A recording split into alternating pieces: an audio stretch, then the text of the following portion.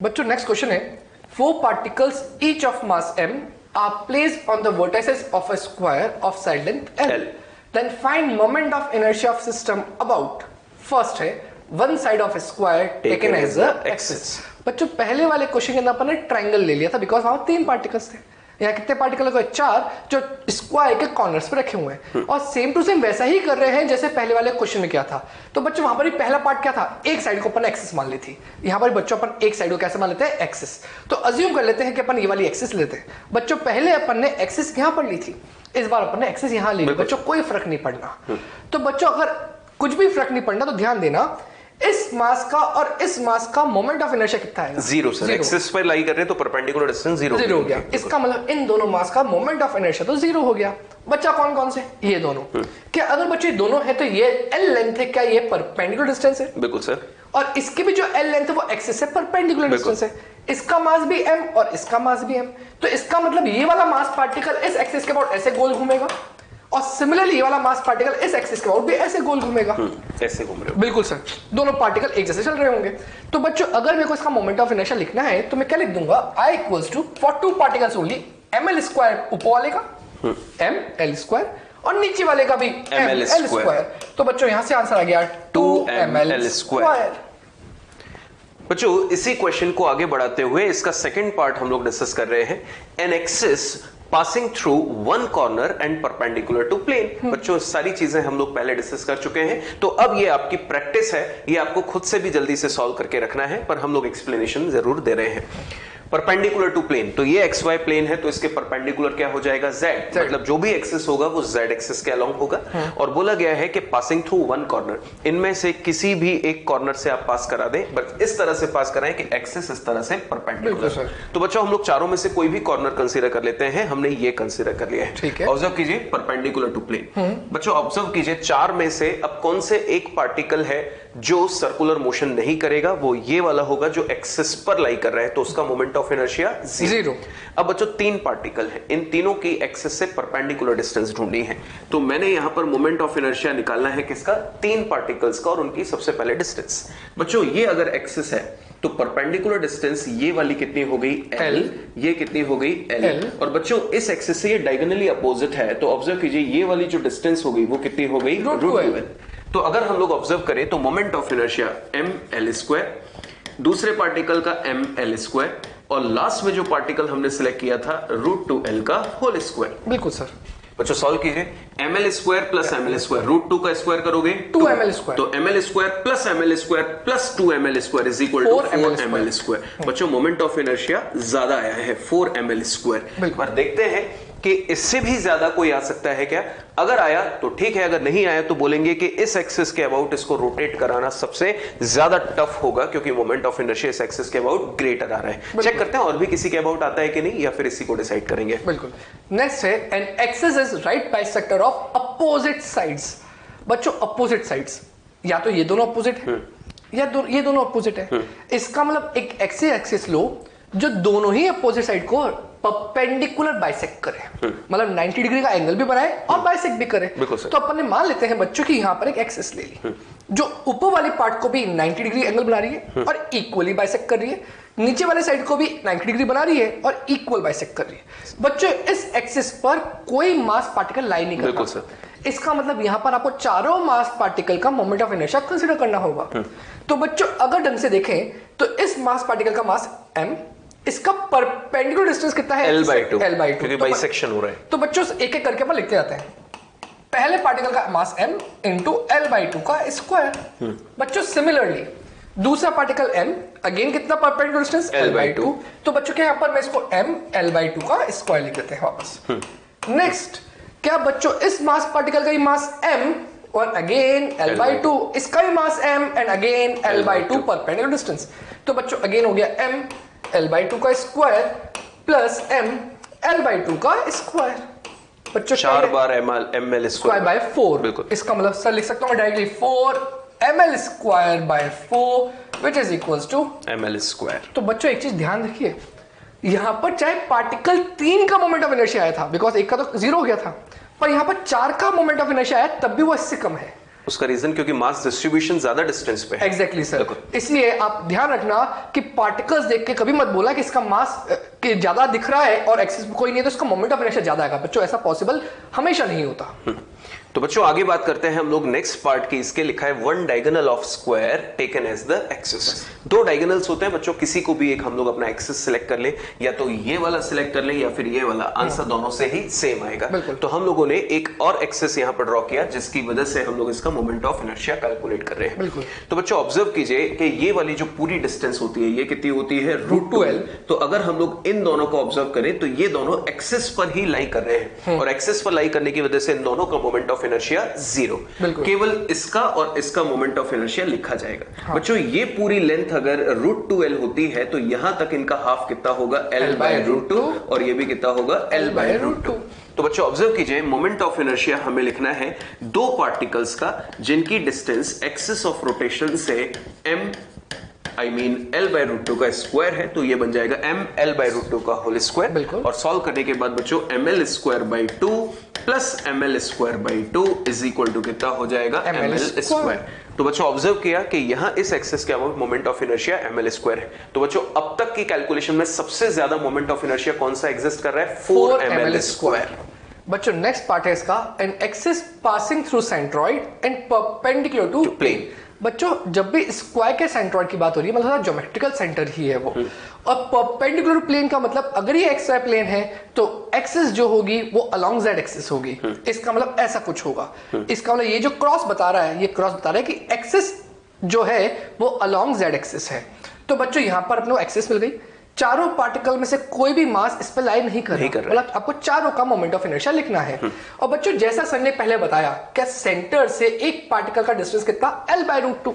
तो क्या यहां पर भी इसका l/√2, यहां पर भी इसका l/√2। बच्चों ध्यान रखना सारे के सारे परपेंडिकुलर है बिकॉज ये एक्सिस जेड एक्सिस पर है, और ये वाला जो डिस्टेंस है वो एक्स वाई प्लेन में है, तो दोनों एक दूसरे के क्या होंगे, 90 डिग्री पर। बच्चों यहां पर भी अगेन l/√2 और यहां पर भी अगेन l/√2, 4 बार ml/√2 का स्क्वायर। तो बच्चों क्या सबके मास सेम है? तो इस बार मैं बार बार ही क्यों लिखूं, मैं डायरेक्टली ऐसे लिख सकता हूं बच्चों, I = 4 टाइम्स ऑफ ml/√2 का होल स्क्वायर।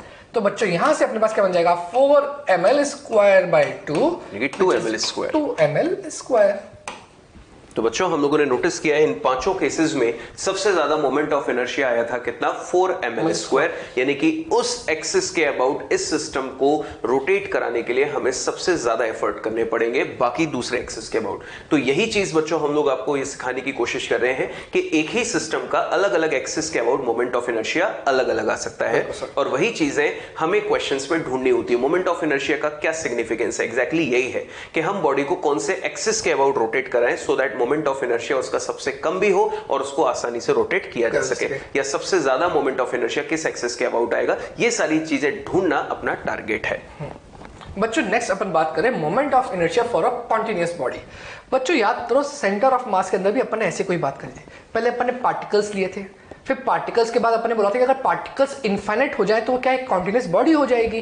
तो उस केस के अंदर अपन ने क्या देखा था कि पहले तो अपन ने समेशन यूज करा पार्टिकल के अंदर, और बाद में अपन ने सेंटर ऑफ मास में क्या यूज करा था, इंटीग्रेशन। मतलब अपन ने समेशन को रिप्लेस कर दिया था इंटीग्रेशन से। तो बच्चों सेम टू सेम अपन यहाँ पर भी वैसा ही कर रहे हैं। अभी तक अपन ने सीखा था कि अगर डिस्क्रीट पार्टिकल सिस्टम में बहुत सारे पार्टिकल्स हैं तो जो उनका मोमेंट ऑफ इनर्शिया आया था वो आया था I = σ/mr²। बिल्कुल सर। अब बच्चों मैं कह रहा हूं कि यहां पर पार्टिकल्स इतने हैं जो काउंटेबल नहीं है। अगर काउंटेबल नहीं है तो इसका मतलब मुझे यहां पर एक ऐसा एलिमेंट कंसीडर करना पड़ेगा जिसका परपेंडिकुलर डिस्टेंस मुझे मिल जाए, और उस एलिमेंट का पहले मैं मोमेंट ऑफ इनर्शिया निकाल लूं और फिर एक पर्टिकुलर लिमिट के लिए मैं उसको इंटीग्रेट कर दूं, तो क्या मुझे पूरी बॉडी का इस एक्सिस के अबाउट मोमेंट ऑफ इनर्शिया मिल जाएगा। तो बच्चों यहां पर मैंने मान लिया कि ये एक्सिस है। अगर बच्चों ये एक्सिस मान लेते हैं तो इस एक्सिस के अबाउट ये बॉडी कुछ ऐसे गोल घूम रही है।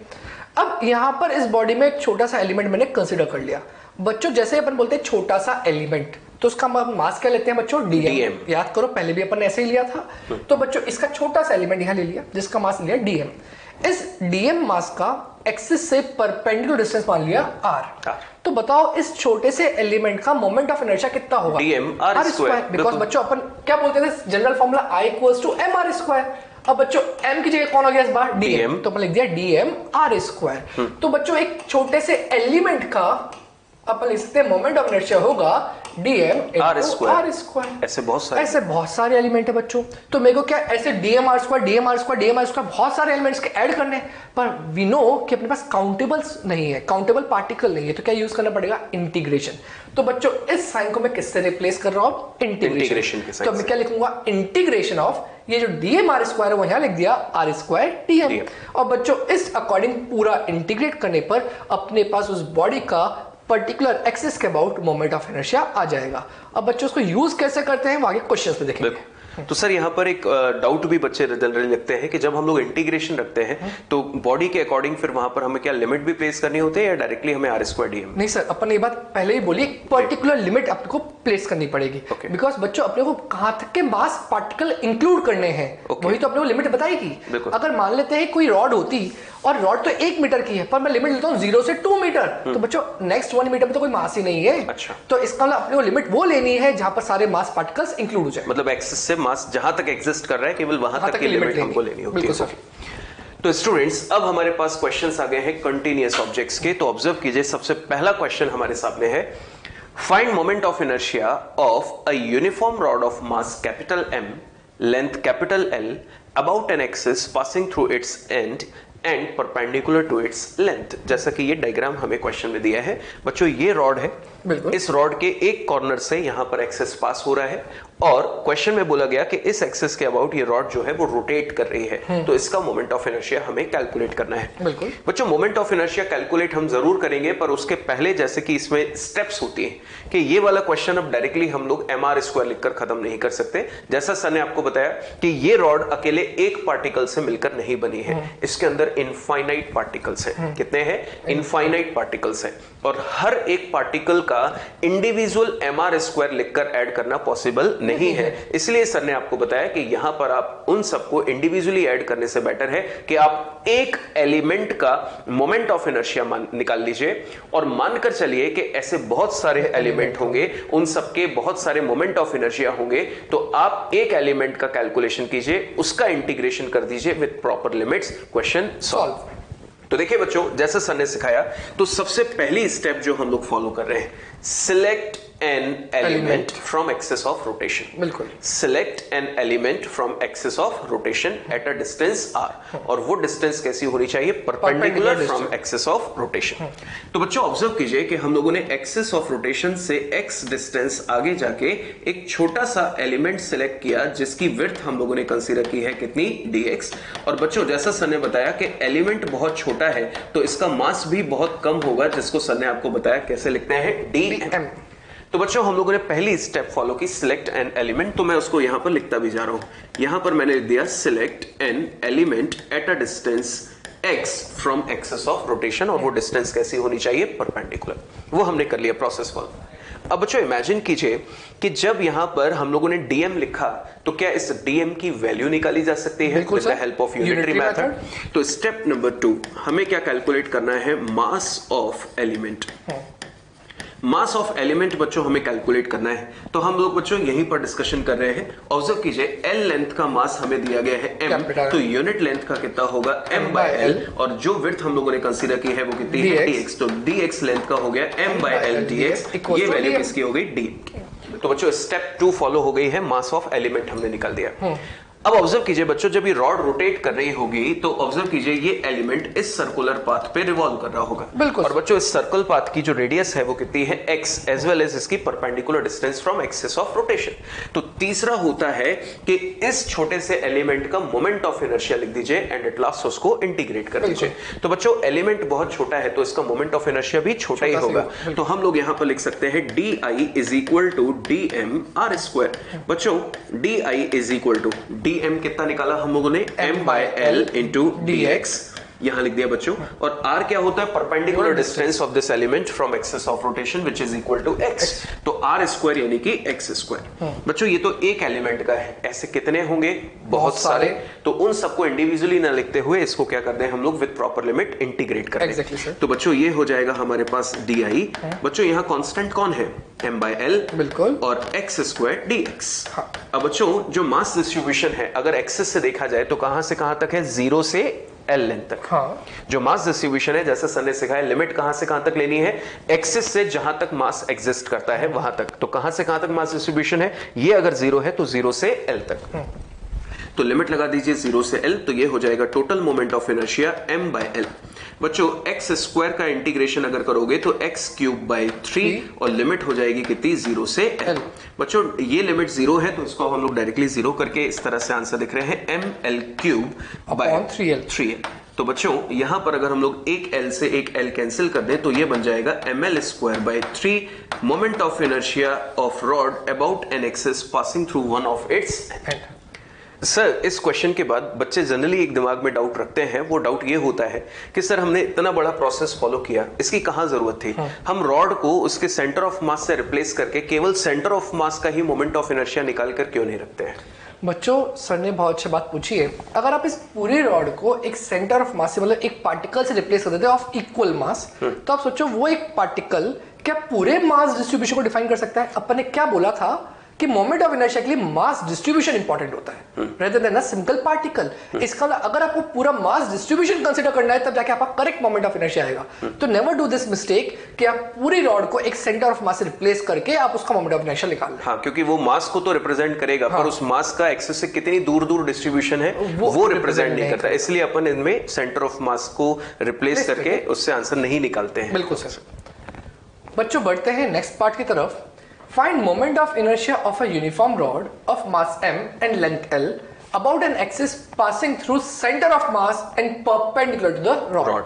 बच्चों ध्यान देना, इस बार ये एक्सिस सेंटर ऑफ मास से पास हो रही है और जैसा सर ने कहा था अगर अपन वैसा कर देते तो सोचो यहाँ पर क्या होता। इस पूरी एक्सिस को अगर मैं सेंटर ऑफ मास के पॉइंट से रिप्लेस कर देता और यहाँ रख देता तो इस एक्सिस के अबाउट तो वो मास पार्टिकल एक्सिस पे लाई कर रहा है तो जीरो हो जाता।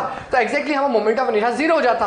पर बच्चों यहाँ पर सॉल्व करने में मालूम पड़ेगा तो आंसर नॉन 0 आता है। तो इसका मतलब ऐसा आपको नहीं करना। तो यहाँ पर क्या करेंगे? क्या अपने को मालूम है पूरी रॉड की लेंथ कितनी है? L। इसका मतलब इस पार्ट पे भी L/2 है और इधर भी कितना है बच्चों? L/2। बिकॉज आपको एक बात मालूम है कि रॉड का सेंटर ऑफ मास उसके ज्योमेट्रिकल सेंटर पे होता है। तो बच्चों सेंटर ऑफ मास यही है और वो एक्सिस सेंटर ऑफ मास से भी पास हो रही है और इस रॉड के परपेंडिकुलर भी है। तो बच्चों ये तो अपना सिंपल सी बात हो गई। अब सोच के बताओ सर ने पहले वाले क्वेश्चन में क्या करा? सबसे पहले एलिमेंट लिया, मान लेते हैं यहाँ पर भी एक एलिमेंट, तो क्या यहाँ पर भी एक एलिमेंट अपन ने कंसिडर कर लिया? बच्चों इस एलिमेंट का जो विड्थ थी x डिस्टेंस पे था और जो इसकी विड्थ थी यहां से लेके यहां तक ये dx थी। बच्चों इसका मास कितना था? dm।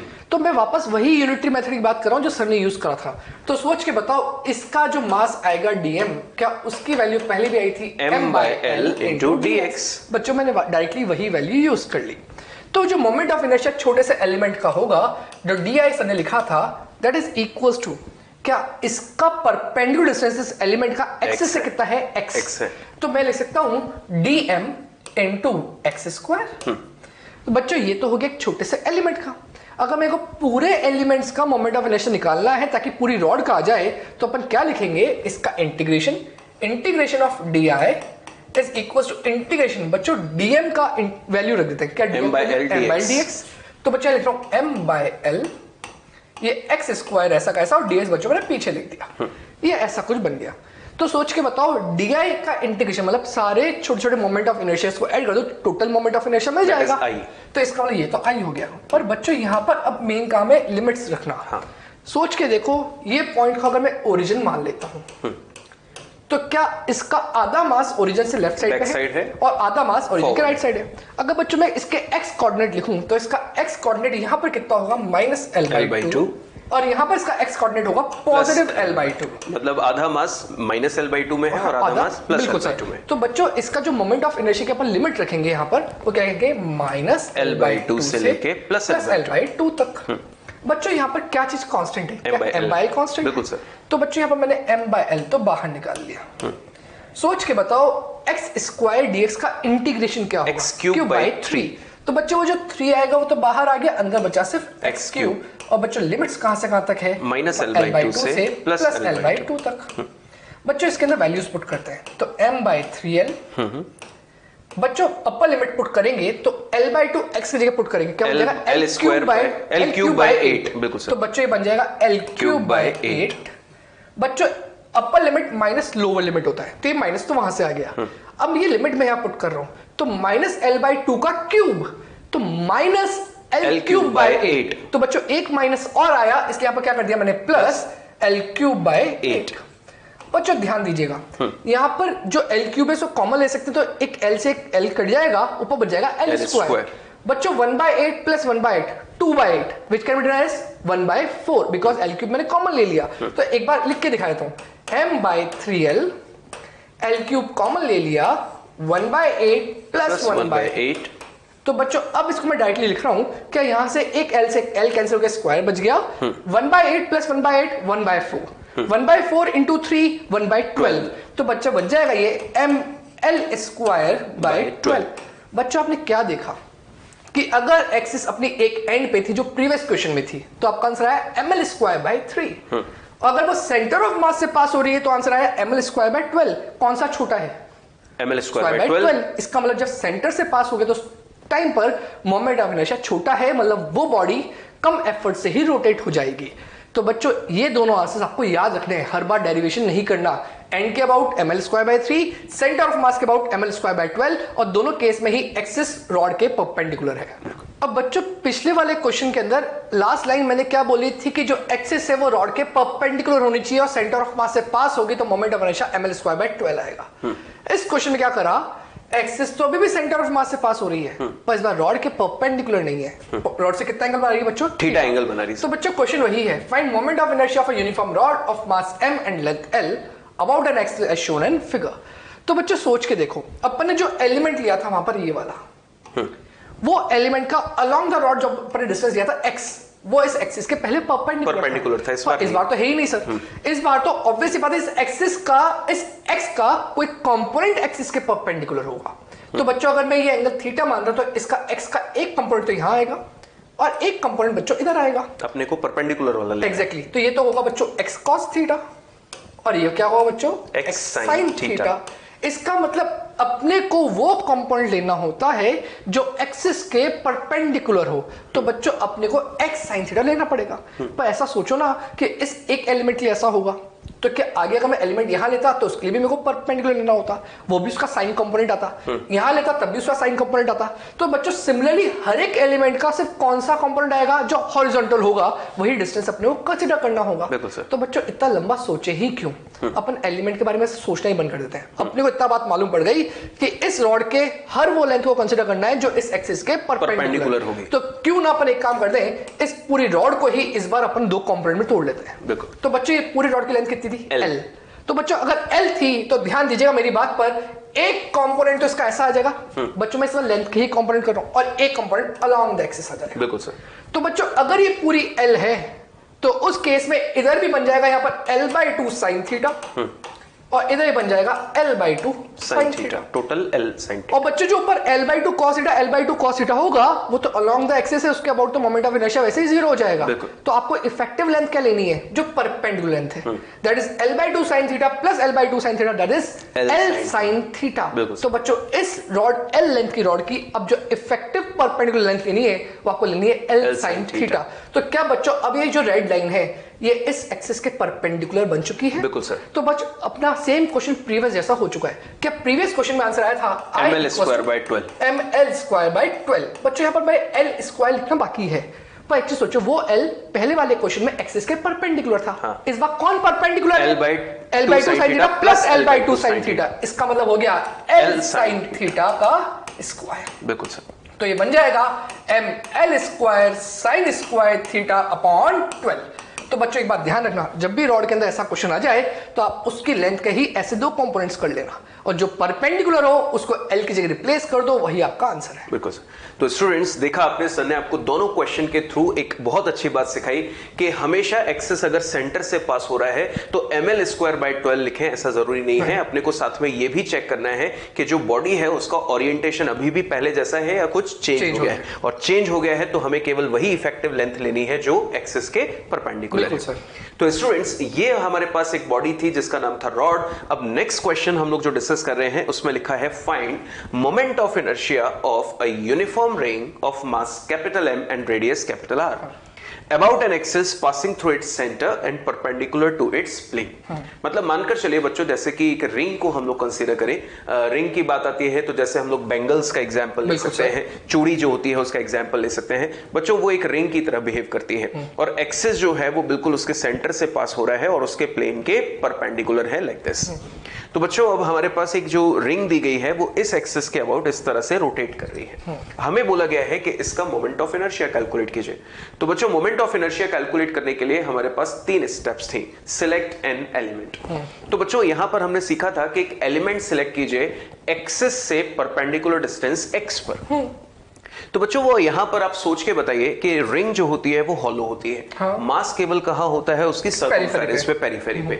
तो बच्चों, सोचकर बताइए कि जो एलिमेंट हमको लेना चाहिए वो x डिस्टेंस जाके यहां लेना चाहिए या फिर x डिस्टेंस जाके यहां पर लेना चाहिए? सर, जहां एक्चुअली मास प्रेजेंट है। बिल्कुल, जहां पर एक्चुअल में मास प्रेजेंट है। बच्चों, अगर मैं इस एलिमेंट को सिलेक्ट करता हूं तो इसका कोई सिग्निफिकेंस ही नहीं है, क्योंकि जो एलिमेंट मैंने सिलेक्ट किया है वहां तो मास है ही नहीं, वो तो हॉलो है। बिल्कुल, हमेशा मास वहां लेना चाहिए जहां पर एक्चुअल में मास एग्जिस्टिंग है, जैसे कि पेरिफेरी पे। तो बच्चों, इसी को हम लोग अब यहां पर फेयर कर देते हैं। ऑब्जर्व कीजिए, जैसा हम लोगों ने डिस्कस किया कि x डिस्टेंस जाके हमने यहां पर एक मास सिलेक्ट किया कुछ इस तरह से। बिल्कुल सर। जिसकी वैल्यू हम लोग बोलते आए हैं कितनी है, dm, और इसको विड्थ वाइज हम लोग नाम दे देते हैं कितना, dx। और बच्चों, ऑब्जर्व कीजिए यहां पर ये जो परपेंडिकुलर डिस्टेंस x मैंने ली है वो किसके बराबर है? इस रिंग की रेडियस के बराबर। बिल्कुल सर। तो बच्चों, स्टेप नंबर 1 क्या थी? सिलेक्ट एन एलिमेंट, वो हमने किया। स्टेप नंबर 2 क्या थी? Mass of that element. Check करते हैं कि उसकी जरूरत है कि नहीं हमें यहाँ पे। तो सबसे पहले हम लोग इसका मोमेंट ऑफ इनर्शिया लिख देते हैं। I is equal to exactly di is equal to क्या हो जाएगा? dm x स्क्वायर, ये हो गया dm और r स्क्वायर। बिल्कुल सर। बच्चों, ये हो गया एक एलिमेंट का मोमेंट ऑफ इनर्शिया। आंसर दीजिए बच्चों कि अगर यहां पर सोचा जाए कि एलिमेंट्स कहां होंगे तो आपका आंसर होगा कि सर जो एलिमेंट्स होंगे वो पूरे के पूरे सर्कमफेरेंस पे। बिल्कुल। और सर्कमफेरेंस पे अगर वो एलिमेंट है तो सबकी डिस्टेंस कितनी है? r। सबकी डिस्टेंस r है। तो बच्चों, इस क्वेश्चन को अगर हम लोग सॉल्व करें तो डायरेक्टली भी अप्रोच किया जा सकता है। अगर मैं मोमेंट ऑफ इनर्शिया कैलकुलेट करूं तो ऑब्जर्व कीजिए, ये हो गया dm और हर एक एलिमेंट r डिस्टेंस पे है, तो ये हो गया अपने पास r स्क्वायर और ये हो गया dm। बच्चों, नोटिस कीजिए जो मास है अगर हम लोग यहां पर उसको इंटीग्रेट कर दें तो हर एक पार्टिकल के dm को अगर हम लोग ऐड कर दें हर एक एलिमेंट के, तो dm plus dm plus dm plus dm, जो कि हर एक पार्टिकल इक्वल डिस्टेंस पे है, उन सभी को अगर हम लोग मास एलिमेंट्स को ऐड कर दें तो टोटल मास हमें कितना मिल जाएगा? m। और ऐसे भी देख सकते हो बच्चों, यहां पर अगर हम लोग 1 कंसीडर कर लें तो 1 का m के रिस्पेक्ट में जो वैल्यू होगा इंटीग्रेशन वो कितना होगा? m। So here I can write I is equal to m और ये r स्क्वायर पहले से। बच्चों, पहले अपन क्या करते थे? x लेते थे जिसका डिफरेंशिएशन होता था, सॉरी इंटीग्रेशन होता था और वैल्यू प्लेस करके आंसर निकालते थे।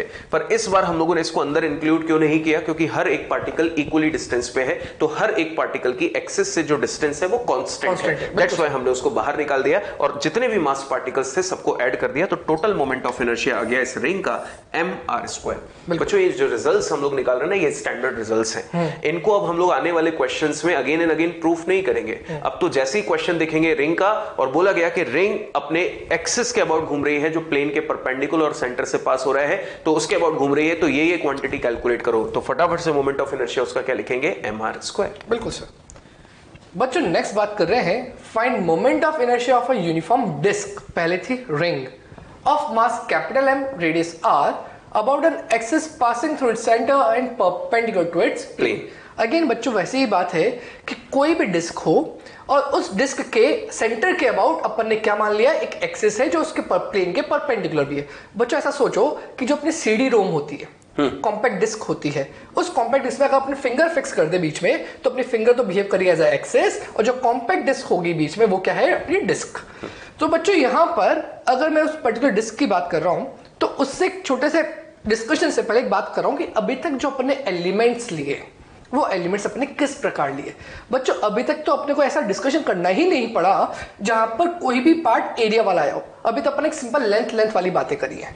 इसका मतलब ये हुआ कि अपन ने जो पहले रॉड ली थी यहां पर, उस रॉड को भी अपन एक छोटा सा लेंथ लेके कंसीडर कर लिया था।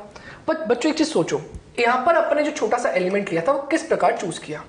बच्चों एलिमेंट इस प्रकार चूज करा कि इस एलिमेंट को अगर मैं दोनों साइड से एक्सपेंड करूं तो क्या ये पूरी की पूरी रॉड बन जाए। इसका मतलब, या फिर एक और तरीके से बोल सकते हैं, ऐसे बहुत सारे एलिमेंट इसके साथ साथ चिपकाते जाओ तो क्या बन जाए, अपने पास एक पूरी रॉड बन जाए। तो बच्चों मैं अगर वही बात पूछूंगा कि यहां पर एलिमेंट कैसा ले ताकि उसको अपन बहुत सारे एक साथ रखते जाए, उसको या फिर एक्सपेंड कर दे तो डिस्क बन जाए, तो क्या एलिमेंट कंसीडर करना चाहिए। तो सर यहां पर अपन पहले क्रॉस चेक करवाते हैं बच्चों से। बच्चों आंसर दीजिए कि अगर मैं एलिमेंट पिछले रिंग की तरह यहां कंसीडर कर लूं और इस रिंग के हिसाब से कैलकुलेशन करूं तो क्या मेरा आंसर आना चाहिए। सर अगर मैं ऐसा करूंगा तो सिर्फ मेरे पास ये रिंग ही आएगी, मेरे बीच वाला मास नहीं आएगा। हाँ बिल्कुल, अगर अब जैसा सर ने सिखाया बच्चों कि अगर हम लोग इसको एक्सपेंड कर दें ऐसे, तो एक्सपेंड करने पर ये जो मास कवर करेगा एलिमेंट वो केवल कौन सा करेगा, जो पेरीफेरी पे प्रेजेंट है, मतलब बीच के अंदर जो मास है यानी कि डिस्क के अंदर जो मास है ये एलिमेंट वो कवर नहीं करेगा। तो सर बताना चाह रहे हैं कि वो एलिमेंट हमें कैसा लेना चाहिए जो पूरे बॉडी को कवर करे अगर एक्सपेंड कर दिया। एग्जैक्टली। तो बच्चों वो जो एलिमेंट होगा वो होगा एक रिंग। क्या अगर, जैसे सर ने बोला रिंग मतलब चूड़ी, क्या अगर मैं अलग अलग साइज की चूड़ियां ले लेता हूं और उन चूड़ियों को एक के साथ एक रखता जाता हूं कॉन्सेंट्रिक सर्कल की तरह, और जिनका सेम सेंटर हो, तो क्या एक रिंग, उसके अंदर एक और रिंग, उसके अंदर एक और रिंग, क्या इन सबको अगर मैं ढंग से बाद में देखूंगा तो क्या वो पूरी में एक डिस्क दिखाई देगी। बिल्कुल सर। इसका मतलब ये हुआ कि अगर मैं एक रिंग ऐसा बना देता हूं और इसी को या तो एक्सपेंड कर दो तो एक्सपेंड करते करते पूरी डिस्क बन जाएगी, या फिर दूसरा बोलने का तरीका कि ऐसे ही अलग अलग रेडियस की सेम सेंटर के अबाउट रिंग रखते जाओ तो क्या पूरी की पूरी डिस्क बन जाएगी। तो बच्चों अपन आसान भाषा में कह सकते हैं कि जो पूरी डिस्क है वो बहुत सारी रिंग से मिलकर बनी होगी। बिल्कुल सर। तो अगर बहुत सारी रिंग से मिलकर बनी होगी तो उस एक रिंग को अपन ने उसका एक एलिमेंट मान लिया, एक रिंग को उसका एक एलिमेंट मान लिया। अब बच्चों ऑब्वियस सी बात है, जो रिंग है इस रिंग की कोई ना कोई विड्थ होनी चाहिए, बिकॉज विड्थ होगी तभी तो आप रखते जाओगे, तब जाके तो पूरी डिस्क बनेगी। बिल्कुल सर। तो बच्चों इस रिंग के पास लेंथ भी है और विड्थ भी है। तो बच्चों मैंने मान लिया ये रिंग का जो रेडियस है वो x है, और जो इसकी इतनी सी विड्थ है, ये वाली जो विड्थ है, ये विड्थ बच्चों मैंने कह दी dx। तो बच्चों अगर इस रिंग को मैं खोल के दिखाता हूं आपको, तो क्या इस रिंग को पूरा अगर ओपन कर दे, मान लो ऐसा सोचो कि ये कोई रबर की होती, तो रबर की इसको अपन खोल देते, तो क्या ये पूरी एक स्ट्रेट लाइन जैसी होती, जिसकी जो विड्थ है वो विड्थ अपने पास बच्चों कितनी होती, dx, और जो इसकी पूरी लेंथ होती क्या वो उसके सर्कमफेरेंस के बराबर होती, 2πx। बिल्कुल सर, तो होती 2πx, क्योंकि r रेडियस को अपन ने x माना है। एग्जैक्टली सर, तो r रेडियस को अपन ने x मान लिया है बच्चों। तो यहाँ पर इसका मास मैं कह देता हूँ कितना बच्चों, dm। अब बच्चों सोचो पूरे डिस्क का मास कितना था, कैपिटल M। अब मुझे बात करनी है इस dm की वैल्यू क्या होगी, अगेन यूनिटरी मेथड। क्या पूरे जो डिस्क है वो एक अपने पास सर्कुलर प्लेट की तरह है, प्लेट मतलब एक एरिया फिगर है, इसका एरिया कितना होगा बच्चों, πr², जिसमें m मास डिस्ट्रीब्यूटेड है डिस्क का। तो बच्चों यूनिट मास में कितना डिस्ट्रीब्यूटेड होगा, m/πr²। बिल्कुल m/πr²। बच्चों यूनिट एरिया है, यूनिट एरिया में होगा m/πr²। बच्चों सिमिलरली बताओ इस एरिया में कितना मास डिस्ट्रीब्यूटेड होगा। क्या आपको ये रेक्टेंगल जैसा दिखाई दे रहा है? बिल्कुल सर। तो ये लिख सकता हूं मैं लेंथ इनटू ब्रेड्थ, तो लिख सकते हैं सर 2πx dx एरिया में कितना मास होगा, m/πr² इनटू 2πx dx। बच्चों यही वो पूरी टर्म है जिसको अपन क्या कह रहे हैं, dm। तो बच्चों यहां से सॉल्व करेंगे तो पाई से पाई कैंसिल हो गया। तो बच्चों यहां पर क्या बचा, 2m/r² x dx is equals to dm। बच्चों मुझे dm मिल गया, मुझे यहां से x लेंथ मिल गई। अब मुझे क्या करना है, इसको di लिखना है और di के बाद इंटीग्रेट करना है। तो बच्चों अब मैं जो पूछ रहा हूं उसका आंसर देना। ये जो अपन ने एक एलिमेंट माना, इस एक एलिमेंट का मोमेंट ऑफ इनर्शिया क्या होता है इस एक्सिस के अबाउट। क्या एलिमेंट रिंग है, रिंग का मोमेंट ऑफ इनर्शिया सर ने जस्ट अभी सिखाया, तो उसका मोमेंट ऑफ इनर्शिया लिख रहा हूं, एक रिंग का di is equals to mr²। क्या रिंग का मास था dm और उसका रेडियस था x, dm x²। अब बच्चों ऐसे बहुत सारी रिंग होगी, तो क्या उन रिंग का रेडियस कहां से कहां तक वेरी कर रहा है, 0 से r तक। इस पॉइंट पे 0, और फाइनली यहां पर कितना हो जाएगा बच्चों, कैपिटल आर। Capital R. तो ध्यान दीजिएगा मैं बस वैल्यू रख रहा हूं, इंटीग्रेट कर दिया सारी रिंग्स को, इंटीग्रेशन DM की वैल्यू, डीएम की वैल्यू बच्चों 2m by r square x dx। तो बच्चों लिख रहा हूं 2m upon r square x into x square, बच्चों dx में पीछे लिख रहा हूं ये dx। अब बच्चों अपनी लिमिट पुट कर रहे हैं, ये x जो है ये x कहां से कहां तक वेरी कर रहा है, फ्रॉम 0 टू r, इसका मतलब 0 से r। और बच्चों सबका मोमेंट ऑफ इनर्शिया जोड़ देंगे तो क्या बन जाएगा, I 2m by r square constant है, ये बाहर आ जाएगा 2m by r square। और बच्चों यहां पर बन गया x into x square x cube, उसका इंटीग्रेशन x की पावर 4 अपॉन 4, तो x की power 4 upon 4 limit from 0 to 4 r। तो यहां से बच्चों r आएगा सर, तो 2m by r square r की पावर 4 अपॉन r की पावर 4 अपॉन 4, और बच्चों जीरो रखेंगे तो वो जीरो हो जाएगी दूसरी लोअर लिमिट। बच्चों यहां से सॉल्व करो कि r स्क्वायर से r स्क्वायर कैंसिल, 2 से यहां पर 2 टाइम्स कैंसिल हो जाएगा, तो mr स्क्वायर बाय 2। बिल्कुल सर।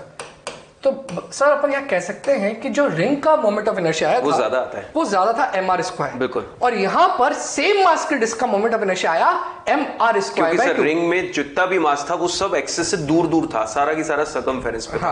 और डिस्क में मास तो उतना ही है, पर एक्सिस से कुछ पास भी है और कुछ दूर भी है, बिल्कुल। दैट्स व्हाई इसका मोमेंट ऑफ इनर्शिया रिंग से कम है। क्या सर इन सारे आंसर्स को याद रखना है?